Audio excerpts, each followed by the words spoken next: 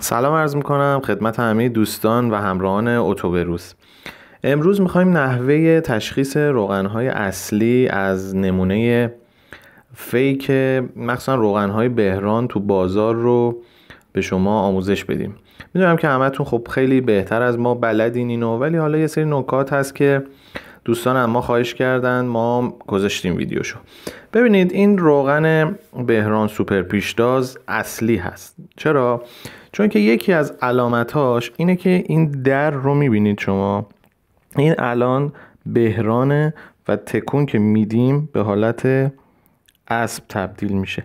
این یکی از علامتاشه. علامتهای بعدی اینه که شرکت بهران اومده پلمپا رو تغییر داده و حالا البته اینو من باز کردم خودم. شما یه ذره که میچرخونید این روغن رو تق تق میشکنه و درش باز میشه. یادتون باشه که حتما این آرم شرکت خود بهران به عنوان پلم باید روغنا باشه.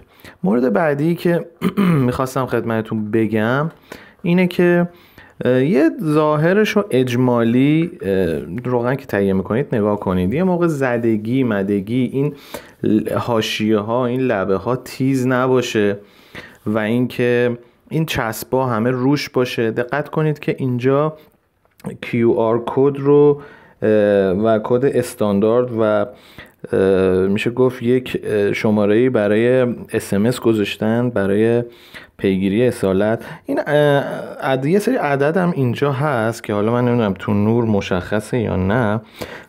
تاریخ ساخت روغن، قیمت روغن، شماره سریال روغن هست که تو نمونه‌های فیکش این نیست و این چسبا ممکنه یه مقدار متفاوت باشه. حتی الان این یکی روغن من بیارم شما نگاه کنید میبینید که دقیقاً نوشته و خود آرم اسب و بهران رو میشه که توش دید.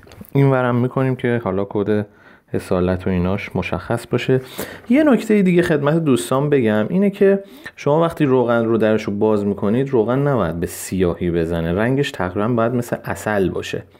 چرا؟ چون که روغنهای تصفیه شده و روغنهای سوخته تو بازار رنگ تیره دارن و بوی خیلی زمخت و بدی میدن. این هم یه نشونه دیگه از تفاوت روغن هاست. از روغن درجه کیفی SL به بالاتر ما بهران راناها رو داریم، سری راناهای 2050 و 1040 که این مدل از روغن ها هستن.